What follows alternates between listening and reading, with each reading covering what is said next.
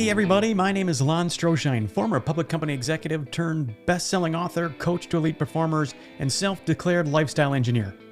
In 2022, I made a decision that changed everything for me. I left my job as a public company executive, and I left without a backup plan, without a resume, and without a Rolodex of clients. I left with a belief that the best days of my life were right in front of me, and that they weren't going to be lived where I was standing. Since that day, my mission has become to be a champion for the best decade of your life. This podcast is here to give you the tools, the stories, and the perspective you're going to need to finally make a bet on you. We're going to talk about the hard stuff here. The conversations here will be raw and real. There are no post-edits, no do-overs, and no limits. You'll hear stories from people just like you who've made the trade, and from those who are right there in the trenches, right where you are, still trying to figure out. If you're here, you're ready to be up to something. And if you're here, you're one decision away from a radically different life. Welcome to the Normal 40. I'm going to see all of you on the podcast.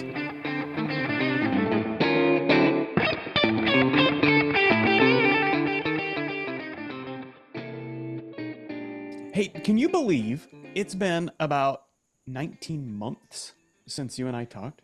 I was talking with the colleague that I borrowed his office whenever I chatted with you the first time. Yeah. And I was sitting there trying to nail down, now did that happen last academic year or the year before? And I was like, no, it was the year before because I hadn't even started the book yet. That's right. When we talked before. And so time's flying. I guess I am having fun still. So you got your contract renewed. Spoiler alert for anybody who listened 18 months ago. You got your contract renewed. So we've got that going for us. Yep. And it's fun. There's the prep time is a little less overall, but also it's just a little easier. You know, I can actually envision each lab activity. Like I have a concrete, just kind of like picture of what, and I know where all those supplies are that I'm going to need versus just trying to create it out of thin air, especially if I wasn't there on site at school, and be like, okay, so what am I going to need again to make this happen? And now it's just like, not only do I know what I need, I know exactly where all that stuff is. So it's definitely a little easier this time around. Well, yeah, when we talked last time, so the podcast actually went out in December. I think we actually recorded it in like October. And so that meant you were a few weeks, maybe months into your contract as a middle school teacher at the time.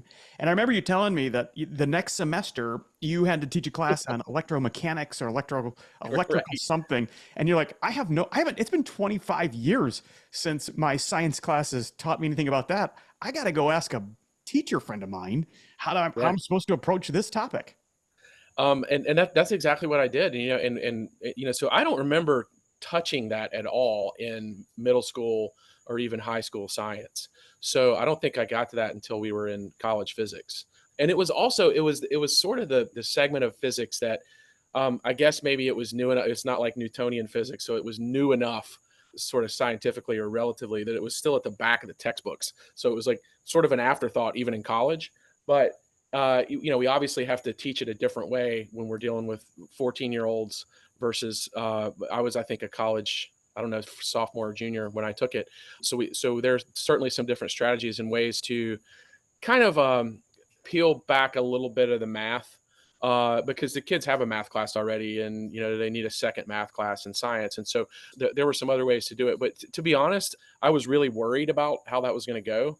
And I have more fun teaching that than I do the human anatomy block in first semester. I think it's just because I spent so much of my life studying that already, and I kind of been there, done that, and we don't really get to go into a ton of detail on disease and treatments and that sort of thing. It's more normal structure and function. The physics class to me actually is more fun. The physics semester is more fun to teach, just because I think I'm new to it, and I just like to learn. I mean, it's just I like to to not just facilitate someone else's learning, but as I'm going through it and seeing what's working and what's not working, and just being able to almost troubleshoot and anticipate before problems even happen is kind of fun for me. Because I was like, you can you always use the last 2 years as a barometer and say, oh, I remember, this was the lesson where everything went completely sideways, and we're either going to need to scrap that and do something totally different, or spend a second day on it as well so that we can understand it. But that part's been fun. I was very pleasantly surprised that I actually enjoy teaching that more. So do you think any of your kids kind of, when they come into your class, like, hey, do you believe this guy used to be a doctor? Oh, they asked, yeah, they definitely asked me. They, my very first year, and you know, how do you approach that question with a middle schooler? Because I get the sense that in their head they're thinking, oh wow, what a pay cut, and Of course. but that's not where I want to immediately go with it, right? It's like, hey, I have a lot of fun working with young people and helping you learn, and some of the questions you ask are amazing and it blows my mind, and I have to go and think about it, some of the cool stuff that you come up with, and it's just way more fun than working with sick people and hurt people. And so, I think they some of them appreciated that answer, but then some of the pragmatists, I guess, would still say, but aren't you making way less money now? But that's also a good time to say, hey, well, I mean, that's, but sure, money's important, but it's definitely not the only thing that's going to make you happy. And so, hopefully, that's an example that they can look back on as they're, just plotting out their own path and their career choices. Well, look, dude, I have no idea where this conversation is really going to go. This represents the second time, literally, the second time that you and I have chatted. The first time was a podcast. The second time is a podcast. And I'll have you know that earlier today, in preparation for this, I thought, well, I'm going to go back and listen to that last podcast. And I got to tell you, dude, it was so fun to listen back to that podcast, hear your story. Just a couple dudes talking about navigating life change. And you were so new into it. And to hear how you articulated the process and what you're wrestling with. And, some of the maybe I will say doubt. You didn't say that, but just like, was this really the right thing? It feels good, but am I still going to love this in 1 or 2 years? And now to fast forward now to now, and you're still doing it. And I can see in your face, and the fact that you get to wear a backwards baseball cap to a podcast, and you're enjoying yourself. But I wanted to start by reminding the listener that if you haven't done yourself the favor of listening to the first hour of Keith and I talking about this journey that he shared with us in his first few months on this journey, it would be really wise of you to go back and listen to it. Because I'm telling you, I get to do this a lot. I hear a lot of stories. I get to talk to a lot of fantastic people. But that conversation with you was just absolutely fantastic. Yeah, well, thank you. I mean, I think you obviously have a gift for, asking the right questions, and I think it's not just, you don't come with just a list of questions. You come with a genuine interest in, hearing how people navigated difficult stages and phases of their lives, and when they were looking for more, and you genuinely want to know. And I think that just natural exchanges that are authentic just flow from that. I mean, that's one of the things that I was kicking around, and there are things that either you've said or written or you'll post on LinkedIn that will pop into my head, and something will spin off of that. But one of them was, especially in today's world, you can fake a lot of things. You can fake photos, you can fake videos, there's fake money, there's fake businesses, there's fake everything. You cannot fake authenticity. I mean, that's one thing that no one can fake it. Now, some people may be able to trick some folks, but I think that people, there's such a desire. And I'm sorry, there's a plane flying by overhead. I was watching it rain out here on my porch, but there's such a desire, I think, among all of humanity to just connect with other authentic humans. And, the way that you bring that out and the way that shows through just makes natural conversation flow. So that's something on you. I appreciate it, but it's mutual, dude. And we could spend the next 15 minutes talking about the mutual respect we have for one another. But it's been a joy for me to get to be on the sidelines, but yet feel like I was there early, right? I get to look. I'm just going to ramble with this guy and see what happens, and then to get to see you come through this process. And what we're going to get into, obviously, and probably mostly, is this book that you've presented, you're offering to the world. And as an author, I know what it takes emotionally and physically and spiritually and mentally, but also from your family and everything to go through the work of writing something that you're going to offer to the world under your name. And so we're going to talk about that. And I'm really excited to learn about it, learn about the process, and just dig into that a little bit. But I want to start. I of course, the moment I saw your book was out, I went and purchased it. And I want to tell you that I really enjoyed it. And one of my favorite parts of every book is the prologue. I love prologues because I feel like that's the thing you write when you're done. And it's like it's a reflective point. It was for me anyway. I wrote the whole book, and then I came back and I'm like, wow, if I'm going to introduce this book to the world, it starts here. And I want to Hmm. read something from your prologue that really jumped out at me. And the name of the book is Tickled Soul for the person just tuning in. But from your book, you said there is one aspect of my story that students and fellow teachers find most interesting. After 20 years, I voluntarily left a career in clinical medicine to become a middle school science teacher. Most of my fellow teachers can't seem to solve that puzzle, no matter how many metaphorical vowels they buy. Why would I take such a pay cut at the peak of my earnings potential? Why would I leave setting of why would I leave the setting of a professional partnership and esteem to start on the ground floor of a career where the people I serve have little concern for my title and my achievements? The best answer I have is that I was compelled to change. Eventually, I stopped resisting the compulsion and began to follow it. I guess some combination of curiosity, confidence, burnout, wanderlust, optimism, and naivety made the jump inevitable. Whatever it was, I'm grateful for it. I want to talk a little bit about just that. And we already talked about it a little bit already, but I want to talk about the new normal for you, Keith today versus Keith 4 years ago. And it's not about pay. We don't even need to talk about that. It doesn't matter. But just talk about you and the day that you might have had 5 years ago and the day that you get to have on any day this week. Sure.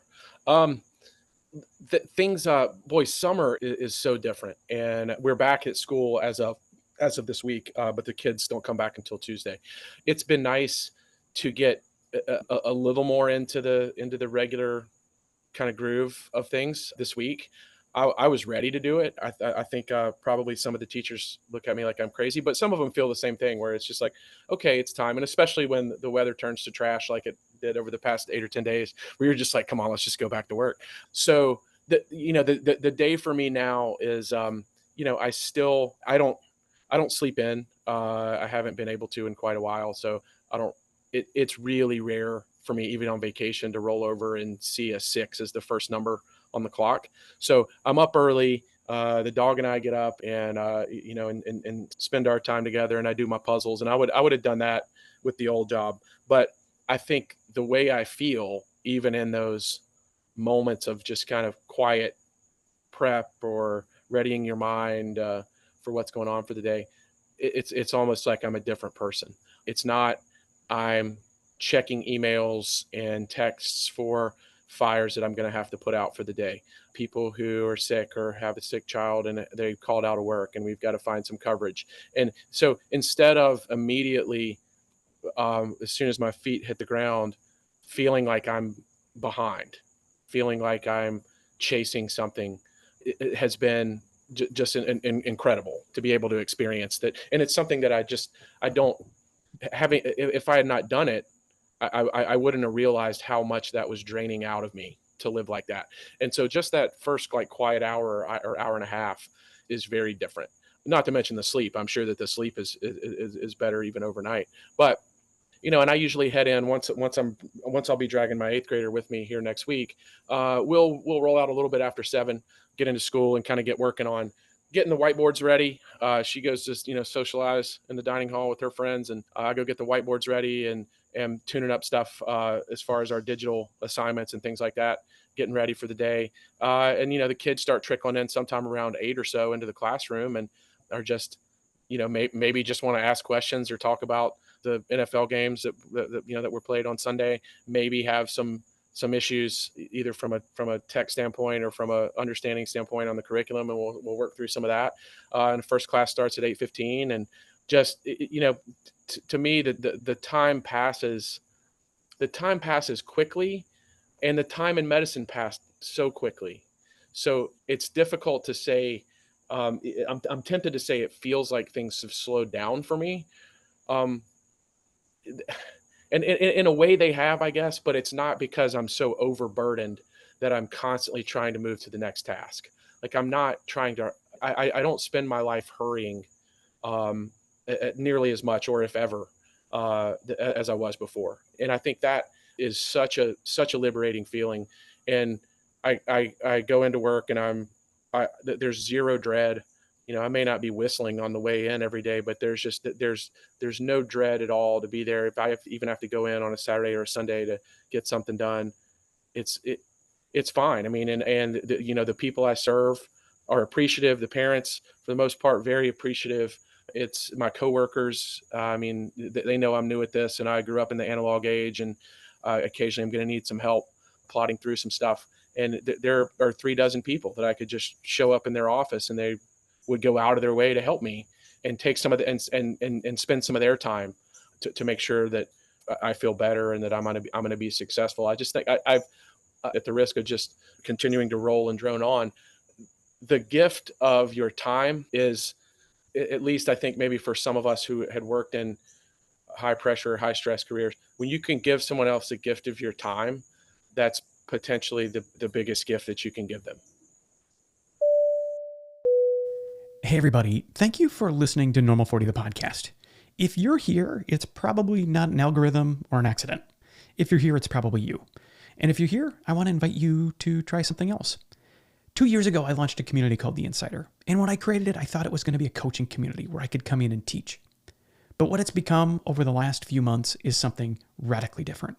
It's a place where we hang out, where we help one another, where we support one another, where people come in really skeptical that there's really a group of people like us doing things like this, and really skeptical if there's anything out there that can be helpful to them. And what they find after only a few calls is that we're really here, we really show up, there really are people in your corner, and that if you lean into it, it can change your life. I'm inviting you to be an insider. It might be the best decision of your lifetime. Go to normal40.com and you'll find the insider, and I hope to see all of you on the inside. So the distance between the last time we talked and this time we talked was about 18 months. And in that time, you wrote a book. Tell me about how you arrived at this place and how the seeds of the need. Writing a book is compelled by a need. It's a need inside. It's something you have to deliver. You feel compelled to deliver it. And tell me about how that found you, and just kind of the process you went through to finally sit down on day one and say, okay, I'm going to start writing a book. Sure. I guess as we get older, and the certainty of your mortality just is starting to settle in. And I've had multiple relatives, particularly on my mom's side, who passed away suddenly, pretty young ages. My own mom was 51, other family members in their late 40s and early 50s. And you see that, and then as years go by, I started to recognize that there really weren't a lot of tangible, like just sort of artifacts or touchstones that were left over. And I wanted to leave something besides just, a trust fund and a corpse, and for my kids. And so that's, I think, where that came from. So part of that was fear. I think it's a little sad that fear still motivates me, but I was afraid that I was going to die and be forgotten. And I think that, was pretty, that there was an awakening in that. And that motivated me to leave something for my kids, because I think that there will be a time, like, right now, sure, there are plenty of instances where they'd rather me just stop talking and stop giving them advice and just leave it at that and drop it. But there'll come a time, bro. Yeah, I know how to do this. But there'll come a time where my voice isn't there, and they'll wish it was, and so I really wanted to leave a touchstone, I think, for them. And that's how I think that was the biggest driver, the biggest compulsion to leave it. And I said, hey, if the only thing that comes of this is a dozen copies of this book that are sitting on somebody's, some relatives' coffee tables or filling out some bookshelves, then fine. And my kids and close relatives will have it. But ultimately, just connected with a couple folks who said, hey, have you thought about, getting it published? And I said, well, not really. I have no idea how you do it. I've heard of people self-publishing books. And one of the English teachers at my school, Mary Elizabeth Coley, I connected with, and she said, hey, well, there's actually an ER doctor who is now a full-time author. She writes fiction, and I don't know how many books she has out, and she's here in Charlotte.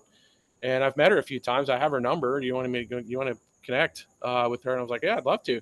So I send her an email and give her her name's Kimmery Martin, and give her my email address and cell phone number back. 10 minutes later, she calls me, and we just are chatting it up about how that shift happened for her, and how she became published, and what sort of the three really main routes are of getting a book published. And I decided on what's called the partner publishing route after that discussion. And amazingly, the first publisher who's pretty local, and I liked kind of what they were doing in their model, and they accepted it. They accepted the manuscript, and away we went. But sitting down to write it was in June of last year, so a little over a year ago. I had the summer off again, and I wasn't used to having summers off, and my wife had made me, my to-do list for around the house, and after 3 days it was done. I didn't have anything left on it, and the kids were at a camp to be in a play, and that was from 8 to 4 or something like that. And I'm like, well, after I run with the dog, what am I going to do? And I said, I'm kind of out of excuses for writing this book now. And so I sat down, and probably for 2 or 3 weeks, just a few hours, probably at least like 5 or 6 hours a day, sat and just sort of let some stuff flow out that had been in my head for years. And that sort of became the core of the book. That was about the probably 80 pages of what's in there now. And then working with the publisher and the content editor in particular, she was able to tease a lot more stories and anecdotes out of me, and really, linked in the manuscript without watering it down at all. I think it added so much richness and detail, and there were a lot more stories and anecdotes that came out of that. That my daughter, that was her favorite part. When I asked her about the book after she read it, I was like, "What did you like?" Well, I loved all the stories. Like, the stories were great. It's like, you could have even had more stories in there like that. And so the content editor that I worked with was fantastic, and kind of like just asking some sort of pointed and almost leading questions on ways to get personal experience out of me. That, it was more like, tell me about what happened that drives you to say this paragraph. Where does this paragraph come from? There has to be something on the ground in the real world. When you look back, when you turn around and look at the path that you've taken, what compels you to say this? And in almost all of those instances, I would be like, oh, I can remember a perfect example of where this came from. And then I could tell the story.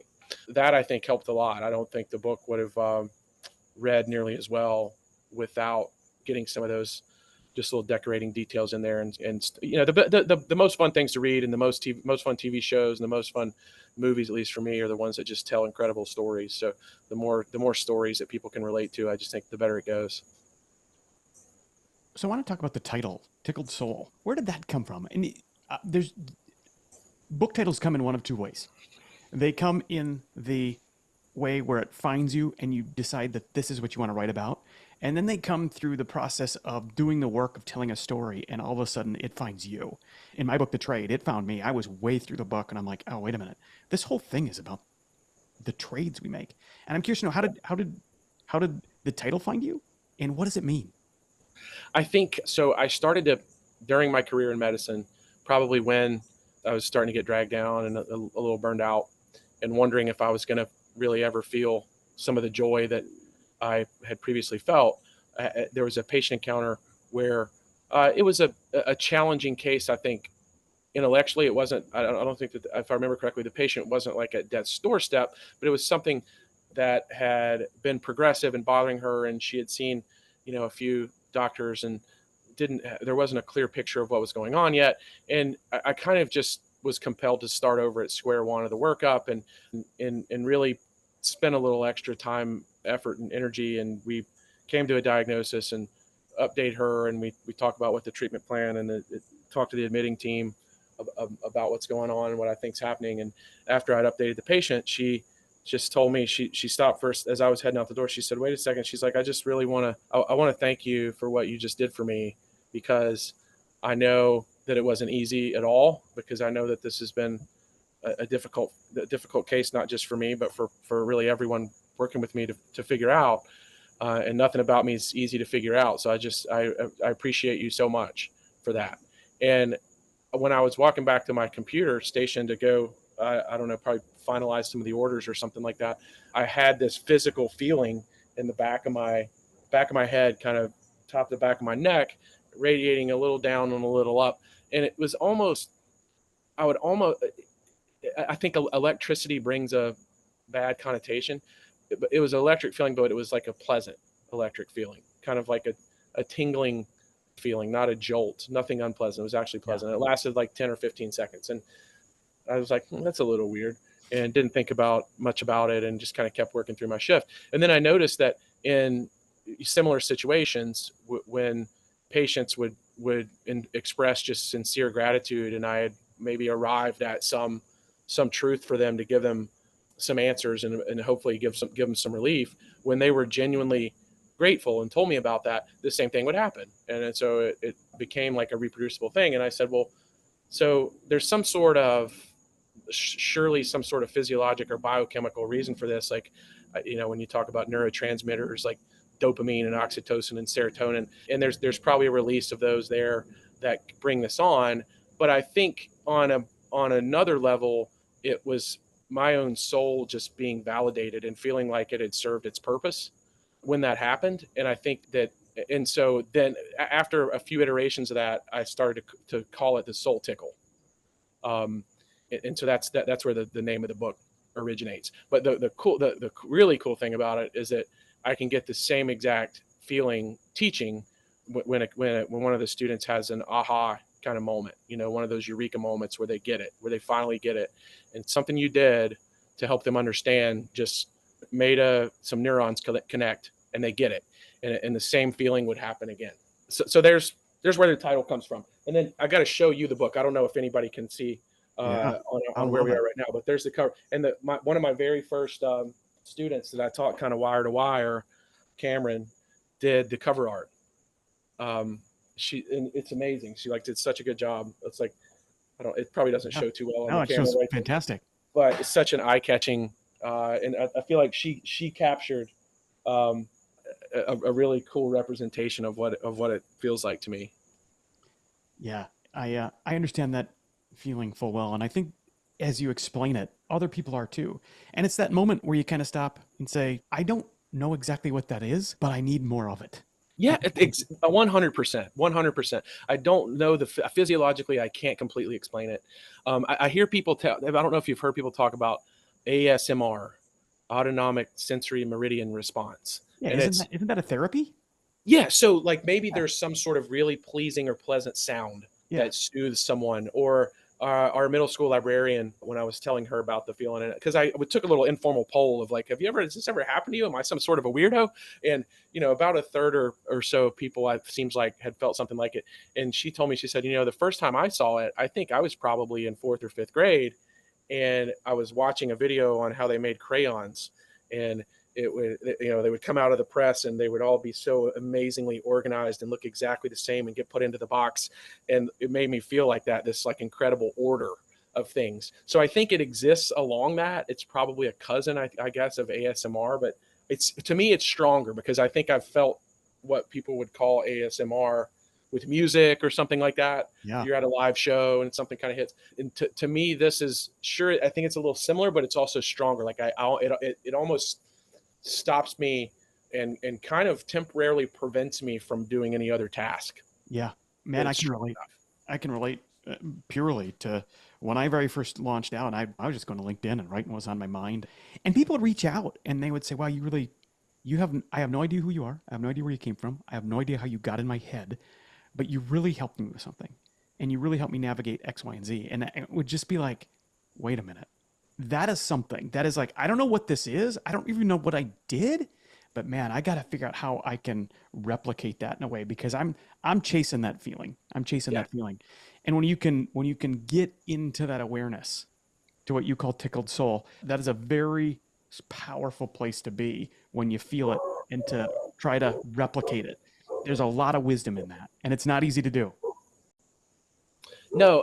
And I explore a little bit in the book, I think, and I'm sorry, my dog's barking back there. I think maybe somebody's delivering something to our house, but explore a little bit in the book how my, I guess, conception of money and salary is maybe a little different than a lot of people. And some of that is just reflects that I've been fortunate. I didn't grow up wealthy, but I always had enough. And so I sort of come at life with a abundance mindset. Regardless of where I've been, even if it's been what a lot of people would consider a pretty lean phase, I did fine and was able to get by. And so I surely never got that tickled soul feeling when I looked down at a W-2, and I just thought that for whatever reason didn't. And this isn't to, I hate for folks to take away, well, it's just hey, you've never really had to live as a poor person and never had to live in poverty. And true. So, and maybe I mentioned this in the book. I think that one of the most commonly overused phrases, I think, is money can't buy happiness. And, that's true to an extent, but I think that without a certain amount of it, happiness is impossible. I mean, if you're just completely impoverished and destitute, don't, you don't look at a person like that and say, well, hey, at least money can't buy happiness. The person needs food and healthcare and a roof over their head and utilities and clean water and things like that. And if they can't afford it, their odds of being happy are awfully low. So I don't intend to paint it that way, but it definitely, my my my sort of concept of work and money and purpose have kind of been further solidified through this transition, through this process. And I'm in a better place because of it. Hey everyone, thank you once again for listening to Normal 40 the podcast. Look, there's a reason why this podcast is going to get downloaded thousands of times. And there's a reason why thousands of people show up to what I write and what we share. And there's a reason why hundreds of you join me on The Insider. The Insider is a community that I thought was going to be a place for me to show up and teach and coach. But what it's become is a fan base for people who are ready to get started. It's a place to connect to the people you're going to need for the best decade of your life. And it's the most affordable community, most valued community that I can offer. And I show up in there at least twice a month. And we do live events and have special guests. And I even record podcasts in there from time to time. So look, go to normal40.com, join the Insider, check it out for yourself, and do yourself a favor. Let's be up to something. All right, I'm going to get back to the podcast. So going back to the book, who do you hope reads it? Just imagine for a moment it's sitting out somewhere. It's sitting out in a restaurant. It's sitting out in an airport. It's sitting out where it's visible and somebody's left it there. Who do you hope picks it up and reads it? Yeah. And I'm a terrible marketer, because I remember being on a call before and folks asking me, well, so who's the target audience here? So, well, anybody that kind of thinks that there might be more out there, that there's more to this. You could say that's a high school grad, who's ready to start a new chapter. You could say that's someone looking to choose their college major, someone who has worked a few years in a job that, has maybe provided for some of their material needs, but hasn't given them really the validation that they were after. So, I mean, I think that this is me again, just being a not so good marketer. I'd say, hey, the book's for everybody, but it's for anyone who's just kind of questioning, not so much what to do or why things are the way they are, but to give yourself the gift to go back and explore what you actually believe, because what you believe forms your identity to such a huge degree, and your identity is then going to be driving your purpose, and your purpose is going to be what motivates your behaviors. And so to take the time to just sort of pull back and take an aerial view, or just take a survey of some of the stages of your life that you've been through already, is going to allow you, I think, to make more fulfilling decisions as you move forward. Because I feel like, we come to those crossroads in our lives and the answer is not clear. And you're trying to go over pros and cons in your head, and probably both, for a lot of those decisions, both options are totally viable, and you could do okay with either one. And maybe we beat ourselves up a little bit over it, but to make intentional decisions there, you really have to know yourself, and to just be able to explore what you believe will lead you to, I think, a better understanding of your purpose. You said something fascinating that probably most people will skip right over, but it's exactly right. You said to go back and explore what you believe. We get to this place and we all think, well, we've got our beliefs and we've got our convictions and we got all those things. But the fact of the matter is, our convictions have been reset through a bunch of filters. A bunch of filters. In your previous profession, it was all of the filters associated with being a doctor and providing critical care and making quick decisions, and all the bureaucracy that goes along with that, all of the just the red tape about what you can and can't do. And solve that. These were all filters. And in my case, it was the same thing, but it was quarter end, and it was shareholder engagement and shareholder knowledge and how we represent ourselves. And it doesn't make it bad. It doesn't make it false. It just makes it what it is. It is what it is. And in the process, you forget what you believe for yourself Yeah. because you've had to run it through all of these filters. So when you say go back and explore what you believe, that's kind of a scary thing because it Definitely is. causes you, yeah, it causes you to have to acknowledge you don't even know what you believe anymore. Hmm. And then, boy, that's kind of scary after you're in your, you're at the height of your career and you've dedicated your life to something and you've checked all these boxes and everything looks so great on the outside, to sit back on your couch on a Tuesday night after an exhausting day, a day that anybody else would thinks is the perfect day, and you think to yourself, I don't even know what I believe anymore. I don't even know what I'm doing. I mean, that's a scary place to be. So to confront that first and foremost, I think you're nailing it. And I'll say one more thing, because when you're there, and I just described this exact place you've been and I've been, there's this tussle. There's this tussle in your gut between what's desirable and undesirable, and what's responsible and what's irresponsible.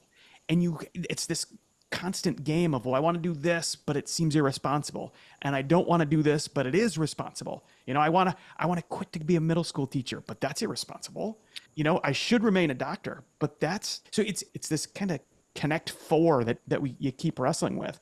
But when you come back to this place, which you do and which you articulate in Tickled Soul, when you can explore what you believe and then trust it, man, exploring what you believe is just the first step. Then actually doing something about it, that's a tricky path for people to navigate. So help me understand how you did it. I think probably my 30s and 40s, I saw, and what I was seeing around me, and I think a lot of people who, another way I could describe my soul as as restless. Yeah. Just seeing the world as it is and recognizing that's not the way the world should be is, it's troubling. And sure, you can get caught up in doom scrolling and, watching the news and focusing on things that are bad to a fault. And it's easy to do now.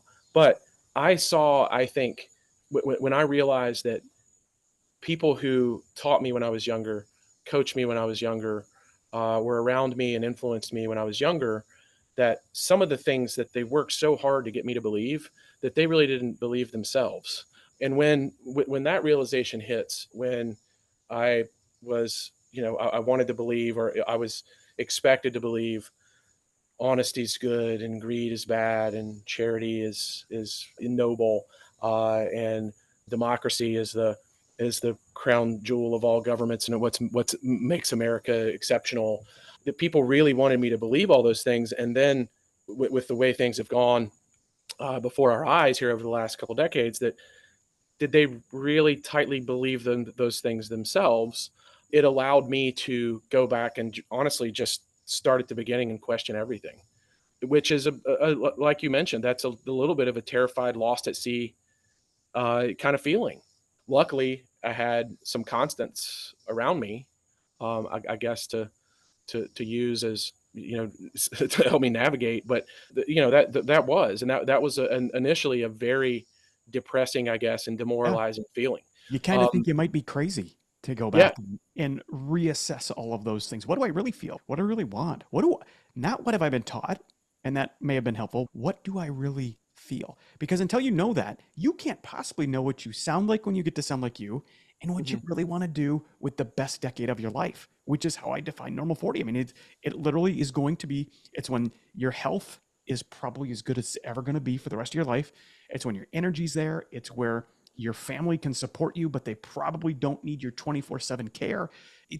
And you've got 2 decades or 3 decades of this incredible experience that you can put to work in any way you want. Yeah. I And mean, that's an incredible summary of. I mean, and what an optimist you are. Say, and that in itself is inspiring, right? But because people say, "Oh, you turn 40, you're over the hill. It's all downhill from here." Blah blah. And look what you're doing with it, yeah, the first thing, I'm right? 51. I'm 51. And Okay. on my 50th birthday, the very first thing I did, I signed up for AARP. I'm like, what in the hell? Why? if I'm going to get a senior discount, let's do this thing, man. What I Yeah, don't you're feel any older, so let's just get the 10% and ride this baby. I'm serious. and, My wife thought I was crazy. She's like, "Oh my God, I'm married to an old guy." I'm like, "No, it's still me. I'm just getting and 10% at the Cracker Barrel, baby. Let's do and this thing." now you're getting carded at the Yeah, restaurants yeah. for a different reason. Well, the thing you don't realize when you sign up for that is it opens up your email inbox to a lot of things that you're not really sure you should be thinking about at this stage of life. But You the don't quite point, need the acorn stair lift yet. yeah, that's right. But the Right. point of it is, God dang it, it really is. And by the way, the best decade of your life might be your 60s or Yeah. even your 70s. Sure.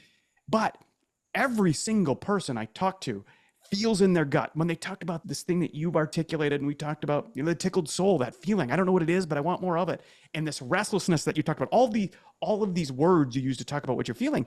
What it is it's the best decade of your life knocking, saying maybe Yeah. you don't have to do it like you did the last decade. You've just forgotten you don't have to do it that way because you convinced yourself that's who you are. And maybe it's not true. And man, I tell you what, that is scary. And you'll think you're crazy on one hand. And it's this burden that lifts off and this lightning, not electrical lightning, this load lightning, when you can finally start just letting yourself remember this pace, this flow, this feel. It's like, wait a minute. There's that feeling again. I want to go do more of that.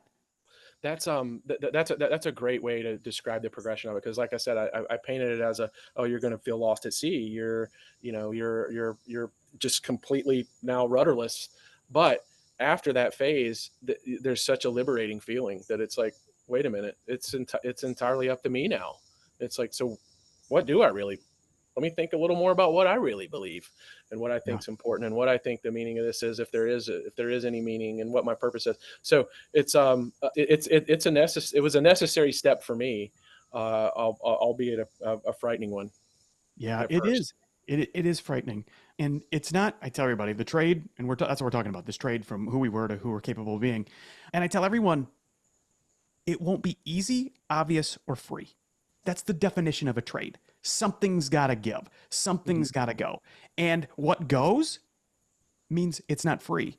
What you want to do next isn't obvious. And trying to figure that out won't be easy. I mean, it's a trade. It's not easy, obvious, or free. But holy cow, is it worth the journey, the internal work, the inside job that it's going to be to kind of navigate that? And so and everybody, and I say this, and when we talked in the last podcast, I warned people, I use the term everybody a lot. But I don't think the people who listening to this, I can say everybody listening to this has gone through this, is going through it, or will go through this angst of, I feel like I'm called to something more. I'm not sure what it is. I don't know how to find out, and I don't know where to start. And so a book like yours that gives people, hey, it won't be easy, obvious, or free.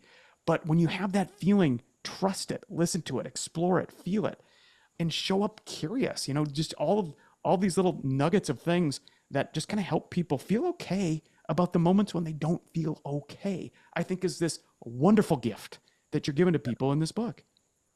Thank you. I mean, I think that when you can truly like just show up to work with passion, it's a cliche to say it's not really a job anymore. It's not working anymore, versus having to drag through another day and count down the days till the long weekend, until you can finally get a little respite, and get away from it. It's like I'm not trying to to get away from anything anymore. It was nice to not because I think during an earlier stage of my career disillusionment or whatever, you could say, oh well, you just fantasize about leaving. It's a running out of the burning building kind of feeling. You're not really sure where you're going after that, but you just need to get the hell out of that building that's burning down. But when you can be a little more intentional, and you articulated this the last time we talked, that there's a process to this. Yes. And when you get little nuggets of validation that arrive through that process, the decision's so much easier to make. You're like, hey, I came home and now I'm fulfilled. I'm happy. I've got a smile on my face. What was it I did today that's different than what I'm usually doing? Then, well, maybe that's, so, you start to hear sooner or later, well, maybe that's where you ought to be, kind of because you belong there. So yeah, to grant yourself the freedom to, to have that exploration, so to speak, of something else. When authors write their first book, they start out down a path, and the path, there's many forks in the road that you take on that journey, and you've expressed a few. But one of the things that often happens that isn't expected is that you learn something about yourself along the way that you didn't intend to learn about yourself, but it has been true. It's been a truth about you throughout. What did you learn about yourself when, as you were writing or as you completed writing your book? That well, I mean, a couple of things, but one is I've grown up a lot. um, when and the realization I had with that was when I sat down to make the works cited kind of bibliography page, which I had kept the references I had used earlier. They were all in different formats and this sort of stuff or whatever, but I'd kept that in a document. And I said, I got to sit down, I've got to tune that up, and then I've got to put the little numbers, superscript numbers back in there that reference each. And when I sat down and was able to accomplish that task, because that something that tedious, I wouldn't have been able to do as a 26-year-old. I don't think I could have done it. And over a couple days when I got that done, I was like, wow, I was focused enough on this goal, and I believed in this goal so much. I worked through that absolute tedium that I never could have envisioned myself doing when I was younger. So it gave me, it allowed me to see that I have matured significantly, emotionally, mentally, intellectually. And that's kind of a nice feeling. Do you think there'll be another book? If this one has to get into the black before I'm allowed to write another one, my wife says. So well, that remains to be seen. You just ask your wife. There's two blacks. There's the financial black and the fulfillment black. I mean, hey, there is a value to that. She needs to listen to these discussions too. That's right. Tell her to tune into this podcast. And hey, look, you said something that before we put a cap on this that I think is really cool, dude. You do that. You did that a number of times in this podcast and last time. When I asked you about the book and your family and legacy and, who's it really for, you kind of teased out that it's for you and it's for your family and it's to make an impact in the best possible way for your kids. And you said, there's going to be a day when my voice isn't there anymore and my kids will wish it was, and they can grab this book and maybe a piece of me will be there. And dude, I think that is beautiful and poetic and all the reason anybody needs to write a book. That's it. Because it's the thing, and I said that it's true of your book and it's beautiful. And the most wonderful thing about it is the great, great grandkids you could never possibly hope to know are going to read this someday. Not maybe, not they might. They are going to read the words you wrote in your first summer break between your first and second year of teaching after departing a career in medicine to fill that gap, to share a piece of you that's going to go on for generations. And I think it is work that is impossible to regret having done. And I admire you for taking the time to do it and sharing it with all of us and putting it out there for all of us to read, because it really is a fantastic way to spend a few hours reading your story, because it's admirable. And it's the story of so many people, or it's the story of hope for so many people who want to do what you did, man. So thanks for writing it. Thanks for sharing it. And thanks for being my friend. Oh man. I mean, I appreciate you so much. You gave me another measure of certainty that yes, I need to write this book. When we had that conversation 18 or 19 months ago, I said, hey, here's a guy I've never met who just heard about this story and is interested enough that he wants to sit and talk with this stranger for an hour about how this played out and how this materialized. And I said, well, so maybe that's what compelled me to say, instead of just like self-publishing and printing a dozen copies to hand out to family, maybe other people would be interested in this. So thank you for that. And you've been a fan for a long time, and I don't have a lot of fans, so I appreciate that. Well, there's been thousands and thousands of people who listened to the last podcast, and they're all fans. I can promise you that.